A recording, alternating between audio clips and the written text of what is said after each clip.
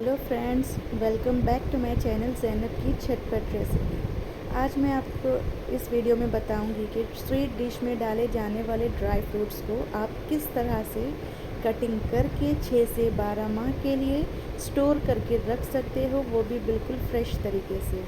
यहाँ पर मैंने हर एक ड्राई फ्रूट को अलग अलग तरीके से स्लाइस करके बताया है ताकि आपको आसानी हो इन्हें, और स्वीट डिश में इनसे टेस्ट तो आता ही है बल्कि इनकी खूबसूरती भी बढ़ जाती है, इनकी जो कटिंग्स हम जिस अंदाज में करते हैं। तो उम्मीद करती हूँ कि आपको मेरी ये वीडियो ज़रूर पसंद आएगी। तो चलिए स्टार्ट करते हैं। यहाँ पर मैंने काजू, बादाम, पिस्ता और सूखी खजूरें ले ली है। तो उसके बाद अब हमें क्या करना है, सबसे पहले एक बर्तन में 1 से 1.5 गिलास पानी डाल देना है। जैसे ही पानी में एक बॉईल आ जाएगा तो हमने उसके बाद इसमें काजू डाल दिया है। काजू डालने के बाद हमने इसे बस 1 से 1.5 मिनट ही रखना है। जैसे ही एक बॉईल आ जाएगा काजू डालने के बाद, आपने फ़ौरन से गैस का फ्लेम ऑफ़ कर देना है। अगर आप इससे ज़्यादा इसे कुक करोगे तो क्या होगा, ये काजू ऑलरेडी सॉफ्ट होते हैं और पानी में भीगने के बाद ये और सॉफ्ट हो जाते हैं। तो आगे मुश्किल ना हो, इसलिए याद रखिए कि आपने इसे बस एक जोश आने पर फ़ौरन से गैस का फ्लेम ऑफ़ कर देना है और इसे एक छलनी में निकाल कर इसे ठंडे पानी से वॉश कर लेना है, ताकि इसका जो ओवर कुकिंग का प्रोसेस है ना, वो वहीं पर स्टॉप हो जाएगा। अब इसे हमने एक प्लेट में डालकर ठंडा होने के लिए रख देना है। अब यहाँ पर मैंने फिर से उसी बर्तन में 1 से 1.5 गिलास पानी ले लिया है। उसमें भी हमने बादाम डाल देना है और इसे भी एक जोश आने तक ही हमने बॉईल करना है। जैसे ही एक जोश आ जाएगा, हमने इसे भी उसी तरह से सेम फ़ौरन से निकाल कर छलनी में डालकर वॉश कर लेना है। अब यहाँ पर देखिए, मैं स्टार्ट में आपको खजूरें बताना भूल गई थी, तो यहाँ पर आपको खजूरें बता रही हूँ। मैंने खजूर और पिस्ता 50-50 ग्राम लिया था और काजू और बादाम मैंने 100-100 ग्राम लिया है। तो यहाँ पर 1 मिनट में हमारे बादाम भी बॉईल हो चुके हैं। हमने इसे भी छलनी में निकाल कर ठंडे पानी से इस तरह से वॉश कर लिया है। अब इसे हमने एक प्लेट में डालकर ठंडा होने के लिए साइड में रख देना है। अब यहाँ पर हमने उसी बर्तन में 1 गिलास पानी डालकर पिस्ता डाल दिया है। याद रखिए कि पिस्ता को 1.5 मिनट बिल्कुल नहीं रखना है, इसे आपने बस 30 टू 40 सेकेंड 30 टू 40 सेकेंड के लिए बॉईल करना है। इसे फ़ौरन से निकाल कर आपने ठंडे पानी से वॉश करना है, बिकॉज़ ये काजू से भी ज़्यादा सॉफ्ट होते हैं। तो इसे आपने ज़्यादा बॉईल नहीं करना है, अदरवाइज़ ये ख़राब हो जाएंगे, ज़्यादा दिन स्टोर नहीं रह पाएंगे अगर आपने इसे ज़्यादा देर तक बॉईल किया तो अब इसके बाद हमने खजूरें ले ली है। खजूर को हम 1 से 1.5 मिनट के लिए बॉईल करके इसे निकाल कर रख देंगे साइड में। ये सूख जाएंगी, इसका कोई ज़्यादा प्रॉब्लम नहीं होता है, बिकॉज़ इनके जो कवर होता है ये मोटा होता है, इसलिए। तो यहाँ पर आप देख सकते हो, काजू, बादाम, खजूर और पिस्ता हमने सब को प्लेट में निकाल कर ठंडा होने के लिए रख दिया है। अब इसके बाद हमने क्या करना है, एक कॉटन का कपड़ा ले लेना है या फिर एक तौलिया ले लेना है कॉटन का। अब इस पर हमने सबसे पहले बादाम डाल दिए हैं। बादाम डालकर हमने कॉटन के कपड़े से इन्हें इस तरह से रब करना है। तो इस तरह से हमने सभी बादाम को अच्छी तरह से सुखा लिया है तौलिए से पोंछकर। अब इसके बाद हमने एक एक करके बादाम के कवर को स्लोली रिमूव करते जाना है। आप देखोगे कि बहुत इजीली ये कवर रिमूव हो जाते हैं बादाम से,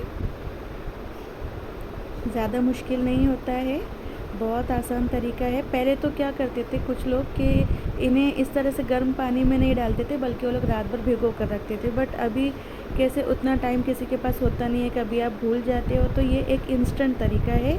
इससे भी आप ड्राई फ्रूट्स को रेडी कर सकते हो शीरकुरमे या खीर वगैरह के लिए, या फिर किसी और स्वीट डिश के लिए। तो यहाँ पर बादाम के बाद हमने पिस्ता ले लिया है। पिस्ता के कवर भी हमने इसी तरह से सेम कवर निकालते जाना है, आप देख सकते हो। तो पिस्ते के भी हमने कवर निकाल लिए हैं। अब इसके बाद बारी आती है काजू की। तो काजू और खजूर के तो कवर निकालने नहीं होते हैं, इन्हें बस हमने सूखे तौलिए से इस तरह से अच्छी तरह से सुखा लेना है। तो ये भी सूख चुके हैं, खजूरें भी सूख चुकी है। अब बारी आती है कटिंग्स की। तो यहाँ पर मैं काजू का तरीका पहले आपको बता दूँगी कि काजू को मैं स्लाइसर में इसलिए कटिंग नहीं करती हूँ क्योंकि ये बहुत ज़्यादा सॉफ्ट होते हैं और बॉईल होने के बाद तो ये और ज़्यादा सॉफ्ट हो जाते हैं। तो आप इसे स्लाइसर में करोगे तो ये मैश हो जाएंगे, मतलब बहुत बारीक बारीक चूरा निकलने लगता है। तो इसीलिए इस काजू को आप मेरा सजेशन यही रहेगा कि काजू को आप छुरी की मदद से इस तरह लंबी लंबी बारीक कटिंग्स करोगे तो ये बहुत खूबसूरती से कटिंग्स होंगे और बहुत ही स्पीड में फास्ट ये कटिंग होते जाते हैं। और हमें जिस शेप में जिस तरीके से इन्हें कटिंग करना है उसी तरीके से ये रेडी हो जाते हैं। तो मैं काजू को छुरी की मदद से ही कटिंग्स करती हूँ। अब इसके बाद मैंने बादाम ले लिया है। देखिए बादाम के हमने पूरे कवर निकाल लिए हैं। तो बादाम को मैं स्लाइसर में इसलिए करती हूँ बिकॉज मैं बादाम का शेप अलग रखती हूँ। तो ये जो ड्राई फ्रूट स्लाइसर होता है ना, ये मोस्ट ऑफ सभी के घर में होता है। ये आजकल अगर ना हो तो आप मार्केट में ड्राई फ्रूट स्लाइसर बोलोगे तो आपको मिल जाएगा बहुत ईजीली किसी भी स्टोर में। तो वो लाकर आप इस तरह से इसे बारीक स्लाइस कर सकते हो।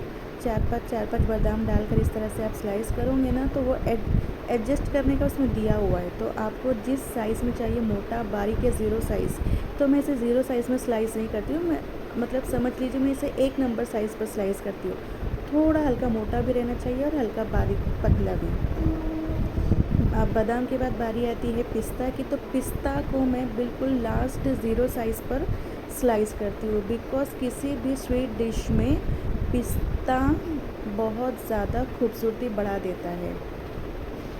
तो उसका मेन तरीका ये है, मेन सीक्रेट ये है कि आप पिस्ता को ज़ीरो साइज़ पर स्लाइस करोगे ना, एकदम बारीक पतला, तो ये जितना बारीक होगा ये उतना हल्का हो जाएगा।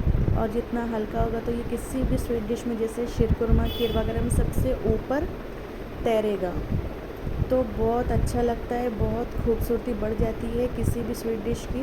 तो इसीलिए पिस्ता को आपने बिल्कुल लास्ट ज़ीरो साइज़ पर स्लाइस करना है, एकदम बारीक पतला। और ये भी बॉईल होकर बिल्कुल नम हो जाते हैं ना, तो बहुत स्पीड में फास्ट एकदम स्लाइस हो जाते हैं। बिल्कुल भी कोई दिक्कत नहीं आती इसे स्लाइस करने में, आप देख सकते हो।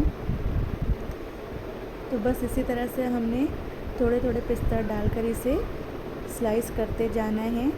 और इन सबको स्लाइस करने के बाद आपने क्या करना है पता है, 2 दिन के लिए कम से कम इन्हें कड़क धूप में सुखा लेना है अच्छी तरह से। जो इनमें जो नम होता है ना, ये पूरा ख़त्म हो जाएगा धूप में और कड़क कड़क क्रिस्पी हो जाएंगे ना, तो ये आपके 6 महीने से 1 साल तक फ्रिज में बिल्कुल स्टोर रहेंगे। बट डायरेक्टली ऐसे ही नहीं रखते, हम इसे फ्राई करके रखते हैं घी में।